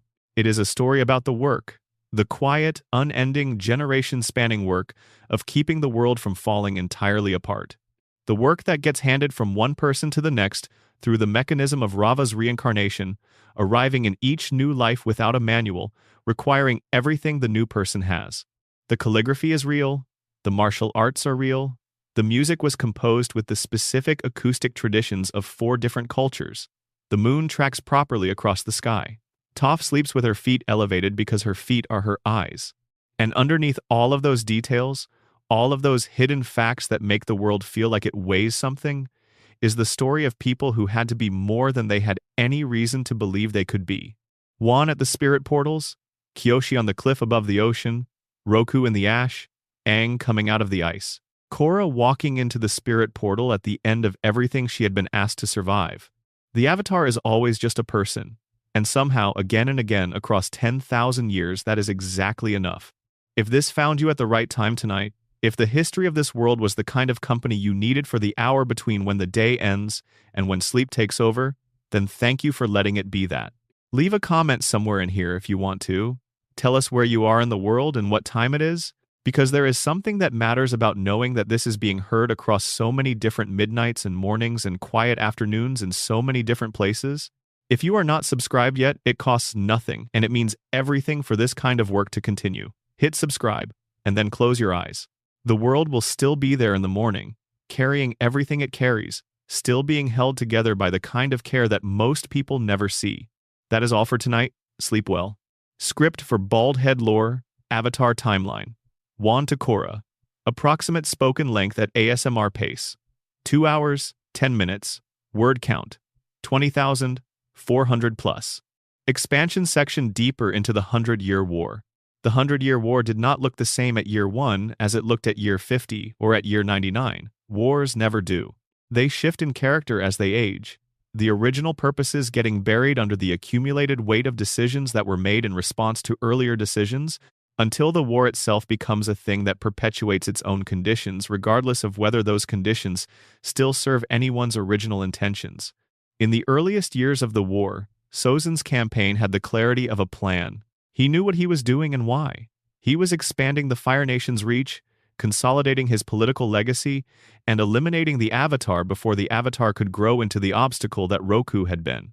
He attacked simultaneously across multiple fronts, which is a strategically intelligent thing to do when your advantage lies in overwhelming force, and you want to prevent any coalition of resistance from forming before your momentum is established. The water tribes were raided for their waterbenders. The Earth Kingdom was pressured from multiple sides. The air nomads were destroyed. And the Fire Nation's military machine, running on the comet's energy and on decades of industrialization, moved into territories that had no equivalent technological capacity to resist it. But Sozin's gambit had an error at its center, which was the assumption that eliminating the Avatar's people would eliminate the Avatar. The Avatar cycle does not work that way. Aang was not among the air nomads when the genocide occurred. He was in the ice. He was already preserved. And so the war that Sozin built around the assumption that the Avatar cycle was broken was actually a war being conducted in the presence of a sleeping Avatar, a fact that would not become known for 100 years. After Sozin died, his son Azulon continued the war with the quality of someone who inherited both an empire and an ideology, and had no reason to question either. Azulon ruled for 62 years. He extended the Fire Nation's territorial reach, continued the systematic raids on the Southern Water Tribe that specifically targeted waterbenders who were being captured and imprisoned, and presided over a military apparatus that had become self-sustaining in the way that long wars tend to become self-sustaining, generating its own internal logic and its own political class that had material reasons to keep the war going. It was under Azulon that the Fire Nation made its most significant military gains in the Earth Kingdom, though Ba Sing Se remained unconquered.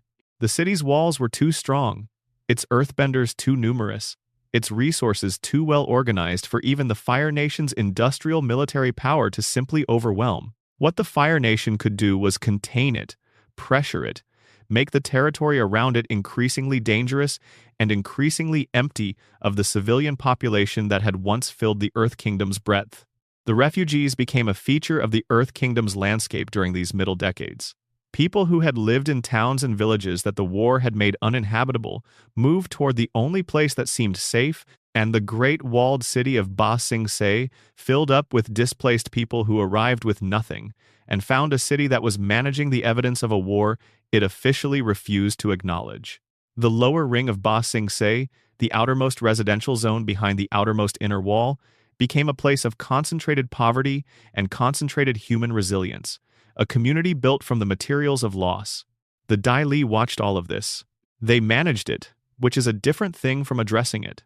They maintained order in the specific sense that the streets were not in open revolt, and the Earth King's court was not forced to look at what was happening in the lower ring unless it specifically chose to, which it did not. Long Feng ran this system with administrative precision and genuine intelligence. He was not a fool. He understood exactly what he was doing and why it was effective and what it cost. And he had made a calculation that the cost was worth the stability the system provided. Azula's infiltration of Ba Sing Se during the Book 2 finale was possibly the most audacious operation in the 100-Year War, and it succeeded because it did not try to go around the Dai Li. It captured them. Azula, with a genius for psychological manipulation that is genuinely unsettling to observe closely, identified the Dai Li as the actual power structure of the city rather than the nominal one, and she offered them what Long Feng could not, a better position within a new arrangement. She replaced one authoritarian bureaucracy with her own supervision, and the transition was nearly seamless. Ba Sing Se fell not because the Fire Nation broke through its walls. The walls were never broken. It fell because the people responsible for protecting it from the inside chose to protect something else instead. This is a different kind of defeat, and in some ways a more complete one, because a city that falls to an army can be retaken, but a city that falls because its own institutions betrayed it has a different kind of wound to heal. The fall of Ba Sing Se changed the war's emotional weather. It had been the symbol of the Earth Kingdom's resistance, the proof that the Fire Nation could not have everything it wanted. When it fell, the proof was removed, and the thing it had been proving became harder to believe. The war felt, in the immediate aftermath, much closer to over than it ever had before, and not in the direction that anyone outside the Fire Nation wanted it to be over in. Aang died during the fall of Ba Sing Se. Not permanently. He was struck by Azula's lightning during the confrontation in the crystal caves beneath the city, killed while in the Avatar state, which would have ended the Avatar cycle forever if Katara had not had the spirit water she had carried from the North Pole, the water from the Spirit Oasis, the most spiritually concentrated water in the world. She used it to bring him back. The Avatar state was damaged in the process, disrupted in a way that meant Aang could no longer access it at will. He had to rebuild his relationship with the past lives from a different angle than before. The months between the fall of Ba Sing Se and the Day of Black Sun were months of rebuilding and planning, and the specific kind of grief that comes from a loss so large you cannot look at it directly and can only work around its edges. Aang trained. He attempted firebending, which was complicated both by the Avatar state's disruption and by the philosophical problem that fire represents for someone whose people were destroyed by it. The fear that he would hurt the people around him was not irrational. It was rooted in something real and required genuine resolution, rather than simple willpower to overcome. He found his way through it at the Sun Warriors, through the encounter with firebending as something other than what the Fire Nation had made of it. He found what fire was before it was a weapon, which is what he needed to be able to bend it without the weight of what had been done in its name pulling him back from it. Expansion section. The life of Iroh. No account of the Avatar timeline is complete without a thorough understanding of Iroh, because Iroh occupies a position in this history that no one else does. He is the person who should have been Fire Lord, who by circumstance ended up in every significant historical position except the one his lineage marked for him, and who used that displacement to become something that a Fire Lord probably could never have been. Iroh was Azulon's firstborn son, Ozai's older brother, Zuko's uncle, and by the normal rules of Fire Nation succession, he should have become Fire Lord after Azulon. He was the Crown Prince. He was a brilliant military commander, the Dragon of the West, the general who spent 600 days laying siege to Ba Sing Se before a personal catastrophe interrupted the campaign. He was arguably the most capable firebender alive, certainly the most philosophically nuanced one. His son Lu Ten died during that siege. Lu Ten died in battle, in the campaign his father had led, the campaign that Iroh had staked everything on completing. The death changed something in Iroh that the war's logic could not address, because the war was what had produced the death, and Iroh was the one who had prosecuted the war. He lifted the siege, he withdrew his forces, to the bewilderment of the Fire Nation's military establishment. He claimed to have experienced a spiritual vision during the withdrawal. What he had actually understood was that the Fire Nation's project, the conquest and the expansion and the cultural imposition, was not going to produce anything worth having. That the things that make a world worth living in are not the things you can take by force. Ozai maneuvered into the Fire Lord position after Azulon's death, which involved the death of Azulon himself in circumstances that have a complicated history recorded in the comics. Iroh, who should have contested the succession and who chose not to, stood aside. What he did instead was spend the following years becoming the person that Zuko needed and the balance of the world needed, even though no one had fully mapped the shape of that need in advance. He joined the Order of the White Lotus. He traveled. He studied across elemental boundaries in the way that the White Lotus tradition encouraged. He invented lightning redirection by studying waterbending, crossing an elemental boundary that Fire Nation philosophy explicitly discouraged. He did this because he was interested in what was true rather than in what was orthodox, which is the quality that made him simultaneously the most dangerous person in the Avatar world and the most useful one. He taught the redirection technique to Zuko, which was giving his nephew a way to engage with the Fire Nation's most powerful offensive capability without being destroyed by it, a way to take the force directed at you and let it pass through rather than being consumed by it. This is a lesson about firebending. It is also a lesson about everything else. The tea. Iroh's tea deserves its own paragraph because the show treats it seriously and the seriousness is earned. In Chinese and Japanese cultural traditions, tea is not simply a beverage. It is a practice with philosophical weight, associated with patience and the appreciation of small things, with the insistence that civilization persists even in difficult times. Iroh, who was a general who had become a philosopher, who was playing a cook in the lower ring of a city that was about to fall to his own nation, made tea. He made it well. He served it to people who needed something and found that a good cup of tea was what he could offer. The moment where Iroh sets up a small offering at a shrine and sings quietly alone is one of the most emotionally complex single moments in either series. It is not loud. It is not designed to be noticed. It is an old man in a borrowed city remembering a dead son, doing something that grief and love require, which is marking the occasion even when there is no one else there to mark it with you. Iroh's presence in the finale, leading the Order of the White Lotus to retake Ba Sing Se, is the culmination of everything he had been building toward since he turned away from his siege and began the longer work of becoming useful to something beyond conquest. He was old during the finale. He moved like someone who had been storing potential for years and was finally given the occasion to use it. The White Lotus took back Ba Sing Se, and Iroh walked into the city he had once spent 600 days trying to break, and this time, he opened its gates rather than storming its walls. Expansion section, the Beifong legacy and metal bending. The Beifong family's contribution to the Avatar world extends through both series in ways that are easy to underestimate if you are looking only at the surface of things. Toph Beifong invented metal bending. Her daughter Lin Beifong served as Republic City's chief of police through the events of the first 3 seasons of Korra. Her daughter Suyin Beifong founded Zaofu, a metal-bending city-state in the Earth Kingdom that represented a genuinely different model of governance and community than anything else in the Avatar world. 3 generations of one family reshaping the physical possibilities of what earthbending could mean. Toph's invention of metal bending is one of the show's examples of how creativity emerges from constraint. She was imprisoned in a metal cage, which was supposed to be earthbending-proof containment because metal had no raw earth in it, no rock or soil to grab onto.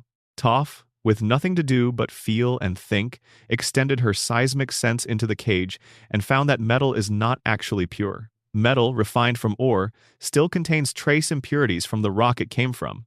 Those impurities are enough. They are the thread that connects processed metal back to the earth it came from, and Toph could feel them with a sensitivity no other earthbender had developed. She did not invent metal bending as a technique first, and then figure out how to apply it. She found the impurities and then simply bent the earth that the impurities represented. The innovation was perceptual rather than mechanical. She saw the metal differently than anyone had seen metal before, and once she saw it that way, the rest followed from principles she already had. What this means for the Avatar world across the decades that follow is enormous. Metal is everywhere in an industrializing world. Structural supports, vehicles, cables, weapons, armor, the entire physical infrastructure of a modernizing civilization is substantially composed of metal.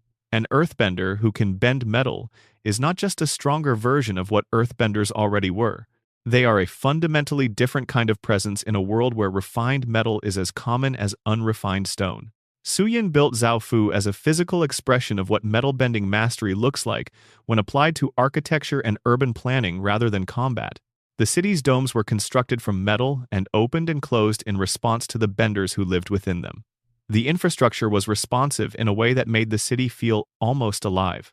Suyin was interested in the aesthetic and architectural possibilities of metal bending as much as the martial ones, and Zhaofu reflected her specific vision of what an earthbender's city could be when it was freed from the historical association of earthbending with walls and war. This lineage from Toph discovering something impossible in a metal cage, to Suyin building a city from responsive metal, to Korra fighting a war against a metal-bending dictator who weaponized the same skills Suyin had devoted to creation, is a 70-year arc that the Avatar timeline only reveals if you follow the family name carefully. The Beifongs are not a dynasty in the political sense. They are a dynasty of craft, of a specific approach to bending that valued innovation over tradition, and their influence on the Avatar world is woven into the material culture of every building that stands in a Republic City block. Expansion section. The spiritual dimension of the timeline. Throughout the entire span of the Avatar timeline, from Wan's confrontation with Rava and Vatu at the spirit portals to Korra walking into the new portal in the center of Republic City, there is a thread of spiritual philosophy running beneath the political and military history. It does not resolve into a single message or a single answer. It is more like the bass note in a piece of music, something you feel more than consciously hear, something that gives the rest of the structure its resonance. The Avatar mythology understands balance not as a state to be achieved, but as a practice to be maintained. This is different from how balance tends to appear in heroic narratives, where the protagonist establishes balance once and that establishing resolves the story. The Avatar cycle is not a story about establishing balance. It is a story about the continuous, never-finished work of maintaining it, which requires a different kind of heroism than the dramatic single confrontation model usually allows for. Each element carries a philosophy that is coherent with the nature of that element, not just as an aesthetic choice but as a functional model for how to exist in the world. Airbending's non-attachment and evasion, and the circular flowing quality of its movement correspond to the air nomad's actual approach to life. The monasticism, the vegetarianism, the lack of territorial ambition, the emphasis on spiritual development over material accumulation. These are not separate things. The philosophy and the bending art emerged from the same source, which was a people trying to understand what the air was and become more like it. Earthbending's patience and solidity, and the quality of waiting for the right moment, rather than forcing contact before the right moment has arrived, are earthbending values that also show up in how the Earth Kingdom approaches diplomacy and military strategy. Ba Sing says Great Walls are an earthbending metaphor rendered in stone. The Earth Kingdom's general tendency to endure rather than strike is not passivity. It is the earthbending virtue of stability expressed at a national scale. Waterbending's emphasis on redirection rather than direct opposition, on using an opponent's force rather than attempting to match it, is a philosophy of flow that also shows up in the water tribe's relationship with survival in extreme conditions. You do not oppose the Arctic winter directly. You learn to move through it, to use what it offers, to adapt rather than insist. The waterbending virtue of adaptability is a survival strategy as much as a fighting style. Firebending's energy and emphasis on generating force from within, rather than working with existing force, is the element's nature expressed as a martial art. But the original firebending, the kind that the Sun Warriors preserved and that the dragons represented, was not about aggression at all. It was about life, about the inner fire connected to breath and vitality and the warmth that keeps living things alive. The Fire Nation took that and reoriented it entirely toward destruction, which is the show's clearest example of how a philosophy can be corrupted by the institution that claims to practice it. The spirits that move through the Avatar mythology are the consciousness of the natural world expressing itself in forms that humans can interact with, however imperfectly. Wan Shi Tong, who keeps the library in the spirit world, represents knowledge, specifically the knowledge that has been gathered and preserved over millennia, and that exists regardless of whether any particular human civilization survives to make use of it. He is protective of that knowledge in a way that is a spiritual commentary on the complicated relationship between knowledge and the purposes to which it gets applied. The moon spirit and the ocean spirit, Tui and La, swimming in their pattern in the spirit oasis at the North Pole, represent the most fundamental cosmological principle of the Avatar world, which is that opposing forces are not enemies but partners in definition. Each one contains within it the trace of the other, which is the point of the yin-yang symbol carried into biology and made literal. The black fish with its white spot and the white fish with its dark spot are not fighting each other. They are completing each other. The 7 chakras that Guru Pathak teaches Aang at the Eastern Air Temple are drawn from actual Hindu and Buddhist traditions, with enough accuracy that practitioners of those traditions encountering them would recognize what they were. Looking at the Earth chakra dealing with survival and blocked by fear, the Water chakra dealing with pleasure and blocked by guilt, the Fire chakra dealing with willpower and blocked by shame, the Air chakra in the heart dealing with love and blocked by grief, the Sound chakra dealing with truth and blocked by lies, the Light chakra dealing with insight and blocked by illusion, and the Thought chakra at the crown dealing with pure cosmic energy and blocked by earthly attachment. Aang works through all 7 and reaches the final one, where he has to choose between opening himself fully to the cosmic energy and letting go of Katara, the earthly attachment that stands between him and complete avatar state mastery. He cannot do it. He chooses Katara. And then he is struck by Azula's lightning and dies. And the choice is made for him in the worst possible way. The universe does not always wait for you to find the right moment to let go of the things you love. Expansion section. The music of the timeline. The Avatar world's music deserves attention as a historical artifact in its own right, because the sound of each nation is as carefully constructed as the visual design, and because music carries cultural identity in ways that persist even when the political structures of a culture are destroyed. Jeremy Zuckerman composed the scores for both series, and the approach he took was not to use generic instrumentation as atmosphere. He built a specific musical vocabulary for each nation from the actual musical traditions that the show's creators had used as cultural references. The Water Tribe's themes draw from circumpolar indigenous musical traditions, using instruments with the quality of things made in places where every material comes from either the sea or the tundra. The rhythms are related to the physical exertion of survival, and there is a quality to the Water Tribe themes that sounds like it is coming across a flat and frozen landscape. The Earth Kingdom's music draws from Chinese classical and regional folk traditions, with instruments whose weight and density reflects the element itself. The Earth Kingdom themes are full and layered and sometimes bureaucratic in their complexity, which reflects both the cultural richness and the institutional weight of a nation that has been building its civilization for millennia. The Fire Nation's music is brass-heavy and percussive in the way of music designed to accompany power. But the traditional Fire Nation music that appears in peaceful scenes at the Ember Island Theater during the Fire Days Festival has a different and warmer character, which reflects the fact that the Fire Nation's culture is not simply the war machine it became under Sozin. There is something older and more human underneath that, still audible if you listen for it. The Air Nomad music is the most distinctive of all, primarily because it uses instruments that are rarely heard in Western animation. The Tibetan singing bowls, the long horns, the bamboo flutes that carry the quality of wind at altitude. The Air Nomad themes sound like the mountaintops where the temples were built. They sound thin and clear and carrying, the way sound moves in the specific absence of warmth that exists at the places closest to the sky. When Aang enters the Avatar state, all 4 musical vocabularies converge simultaneously, which is a compositional achievement worth appreciating as music independent of its function in the narrative.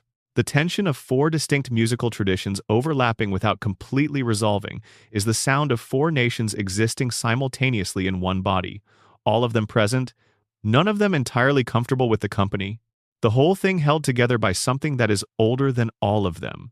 Final section. The full weight of it. The Avatar timeline, traced from its beginning to its most recent documented end, is not a straight line. It is more like a river system, with tributaries that disappear underground and resurface somewhere unexpected, with channels that diverge and rejoin, with still pools where things accumulate and rapids where things move faster than any single person can follow. Wan closed the spirit portals because the world was not ready for them to be open. Korra opened them because the world had been waiting, in ways that most of the world did not fully understand, for exactly that opening. The 10,000 years between those 2 decisions is not empty time. It is the record of what it took for the world to arrive at a moment where opening the portals was a choice that could be made rather than a catastrophe to be prevented. The Avatar cycle will continue. Korra will die eventually, as all avatars die, and Rava will pass to the next person, and the next avatar will be born into a world they did not make and will have to figure out how to serve. They will not have Korra's memories or Aang's memories or Roku's or Kyoshi's or Wan's. They will have Rava and the element they were born into, and the world as it is, which is the same situation every avatar has always entered, regardless of how much the mythology makes it look like a continuation. The past does not guarantee the future. The chain of avatars is not a machine that produces balance automatically. It is a series of decisions made by individual people in individual moments, each one capable of failure, each one capable of finding an answer the person before them could not. Roku failed. His failure cost the world 100 years. Aang ended that 100 years but could not undo what had been lost during it. Korra changed the fundamental structure of the world she was supposed to protect, and the consequences of those changes are still unfolding in ways that the next avatar will have to navigate without a map. This is why the Avatar story does not feel finished at the end of any of its chapters. It is not supposed to feel finished. A story about the maintenance of balance in a world that will always generate new imbalances does not have an ending. It has a continuation, differently shaped in each generation, in the hands of the next person who picks up the work. What you carry out of this long telling of the timeline, if you carry anything at all into the quiet hours ahead, is the picture of that river. The sound of Wan's voice telling Rava he was sorry at the end of his life. Kyoshi's absolute stillness before an army. Roku's ghost watching a war he could have prevented. Aang at 12 coming out of the ice into a century that had moved without him. Zuko learning to look at himself without flinching. Korra walking into a spirit portal with someone she loves, into something unknown, still going.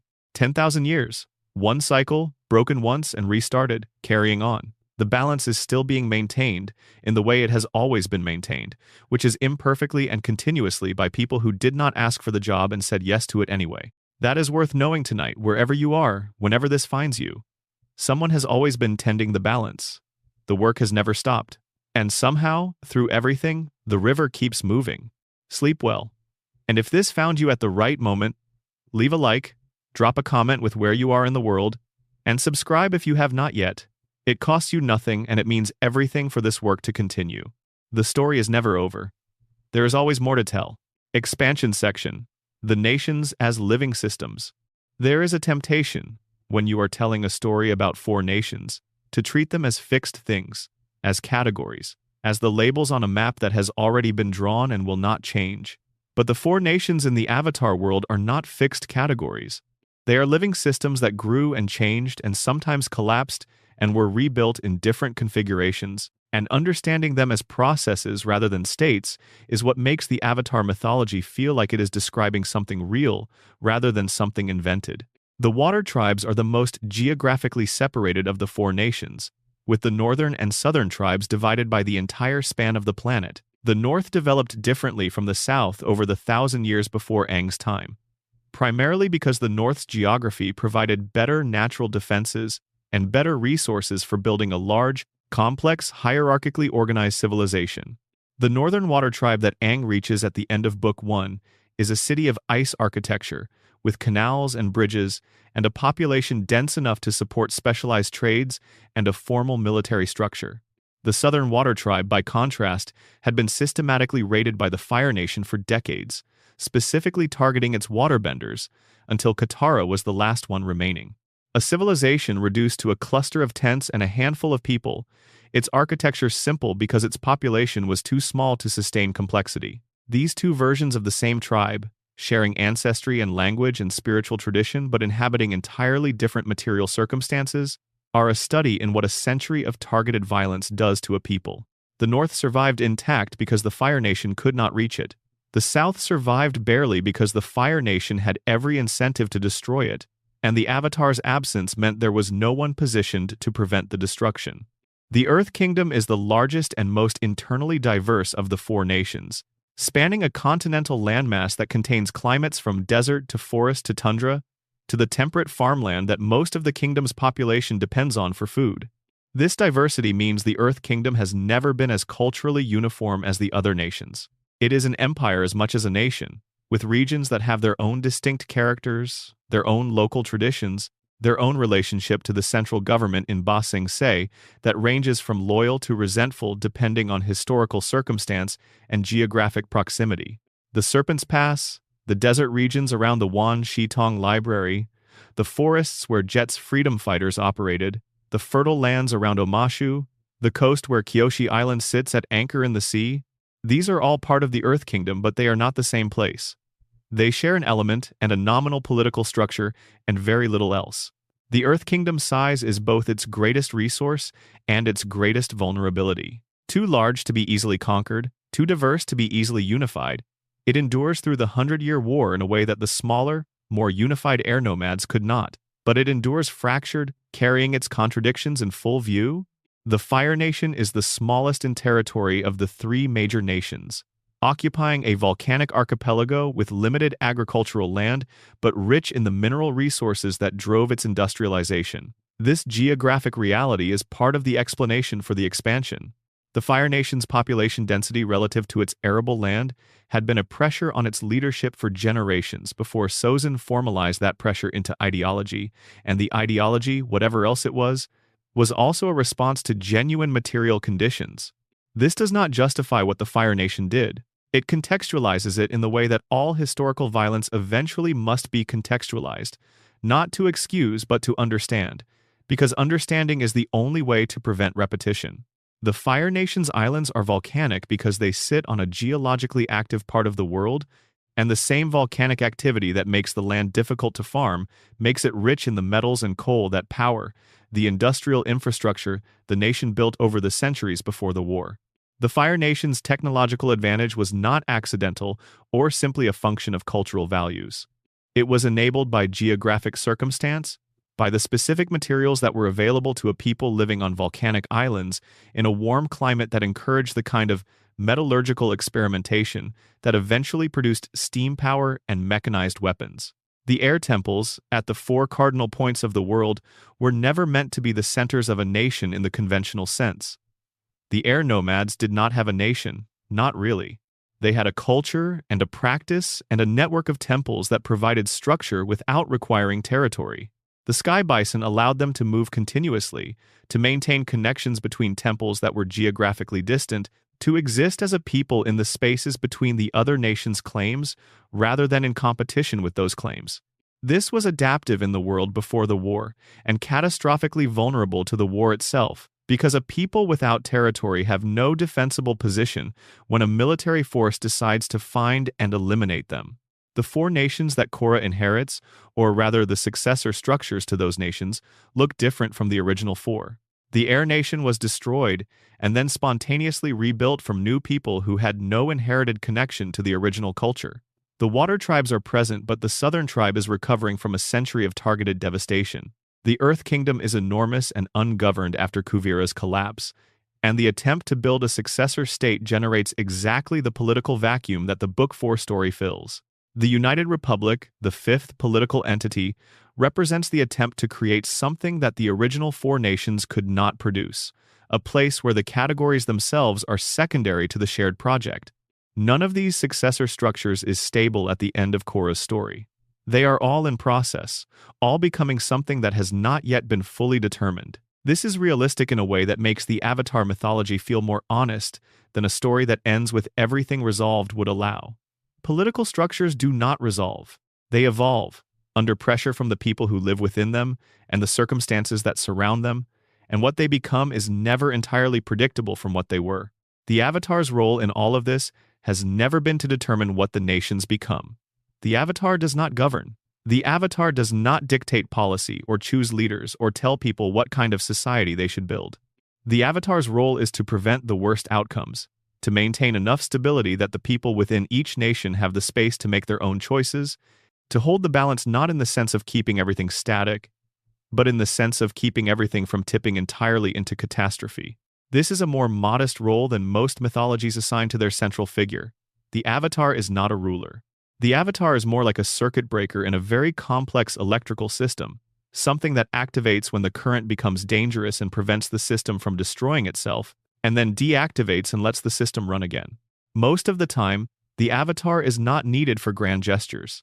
Most of the time, the Avatar is doing exactly what Wan described at the end of his life as insufficient, which is maintaining a state of things that still contains all the conflicts and imbalances and human impulses toward dominance and selfishness that produce catastrophes in the first place. The Avatar prevents the catastrophes.